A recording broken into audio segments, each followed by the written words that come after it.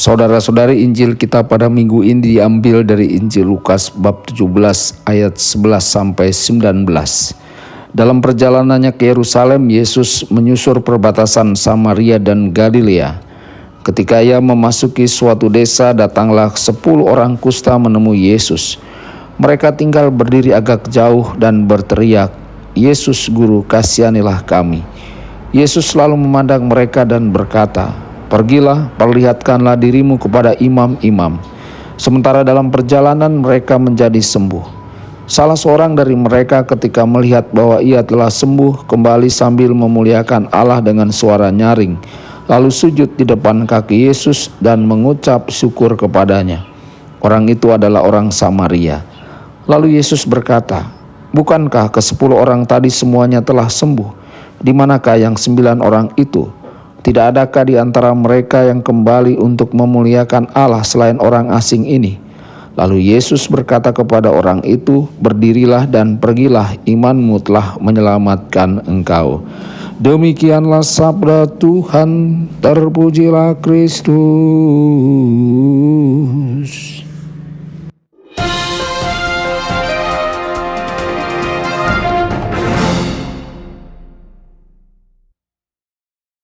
Saudara dan saudari terkasih dimanapun Anda berada, jumpa lagi dengan saya Romo Tedens dalam saluran Warta Kabar Sukacita. Semoga Anda semua dimanapun berada senantiasa dalam keadaan sehat dan bahagia. Kisah belas kasihan Yesus pada Injil minggu ini adalah khas penginjil Lukas.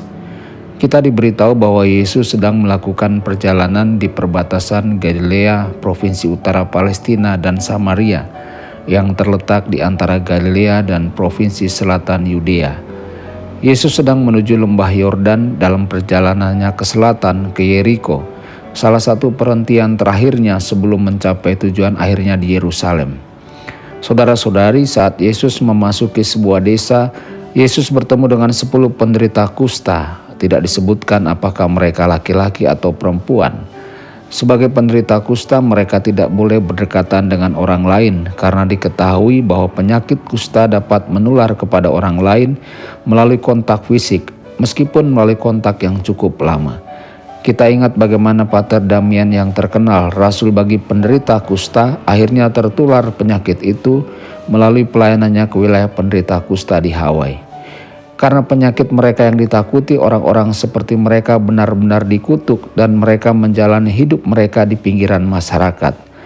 Tragedinya adalah mengingat pengetahuan medis yang terbatas pada masa itu, banyak orang seperti itu hampir pasti tidak menderita kusta sama sekali, tetapi dari beberapa penyakit kulit lain yang tidak menular, namun mungkin kronis.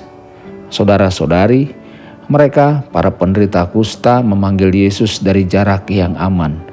"Yesus, Guru, kasihanilah kami." Yesus hanya menyeru mereka pergi dan menunjukkan diri mereka kepada para imam.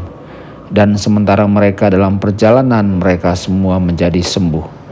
Agaknya mereka melanjutkan perjalanan untuk menemui para imam yang akan memberi mereka pernyataan resmi bahwa mereka bersih, sehingga mereka dapat kembali hidup secara sah dalam masyarakat. Saudara-saudari, elemen utama dari penyembuhan mereka adalah kembalinya mereka ke dalam masyarakat.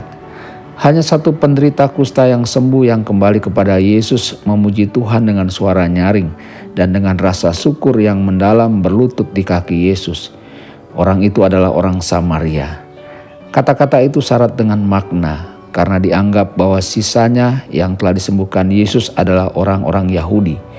Pertama-tama orang Yahudi dan orang Samaria tidak dapat berdampingan satu sama lain, dan orang Yahudi cenderung memandang rendah orang Samaria sebagai orang yang durhaka dan najis. Tetapi dalam kemalangan kusta mereka, orang-orang Yahudi dan Samaria ini yang ditolak oleh kedua bangsa mereka sendiri menemukan dukungan bersama dalam kebersamaan satu sama lain. Tapi sekarang setelah mereka sembuh, hanya satu dari mereka yang datang untuk mengucapkan terima kasih. Dan orang itu di mata orang Yahudi sebagai orang buangan. Yesus melihat sekeliling pada orang-orang Yahudi dan mengungkapkan keterkejutannya bahwa 10 orang yang telah ditahirkan, tetapi hanya satu orang yang kembali untuk mengucap syukur, dan dia adalah orang asing yang dihina. Tindakan tak terduga ini juga tercermin dalam kisah Lukas lainnya, yang telah kita renungkan tentang apa yang disebut orang Samaria yang baik hati. Inilah orang Samaria yang baik lainnya, dan ada orang yang ketiga, tentu saja wanita yang menonjol dalam Injil Yohanes.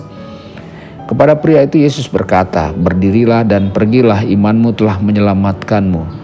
Berdiri atau bangkit sering digunakan Yesus dengan orang-orang yang ia sembuhkan, memiliki gema kebangkitan dan masuk ke dalam kehidupan baru, kehidupan keutuhan yang dibawa oleh kepercayaan orang itu kepada Yesus, dan imannya akan menjadi sumber kesembuhannya.